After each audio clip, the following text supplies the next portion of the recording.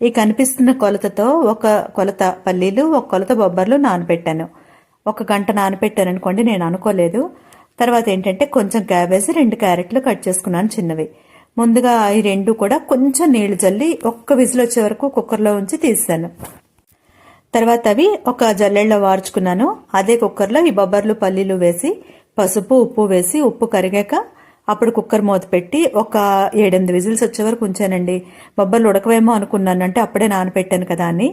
అయితే ఈ carrot, cabbage, ఈ ఉడికిన బొబ్బర్లు, పల్లీలు వేసి చాట్ మసాలా వెయ్యాలని చూస్తే అది కనిపించలేదు. అంటే మావాడు ఏదో చేశాడు దాంతో. అప్పుడు కొంచెం బ్లాక్ సాల్ట్, కొంచెం కారం, కొంచెం కొత్తిమీర వేసి మొత్తం అంతా కలుపుకొని తిన్నాను. లిటరల్లీ మీరు నమ్మండి నమ్మకపోండి, ఇప్పుడు 9 దాటింది ఈ వీడియో పెడుతున్నప్పుడు. నాకు ఇప్పటికి కూడా ఆకలి లేదండి. కాకపోతే మా వాడు అడిగాడని బిర్యానీ చేశాను, అది తినాలండి. ఇకపోతే ఆ మధ్య పెట్టిన ఈ పండుమిర్చి తొక్కులో చింతపండు అలాగే ఉంది కదా, దాన్ని కొంచెం బాగా మెత్తగా గ్రైండ్ చేసి వేరే తీసుకున్నాను అనమాట.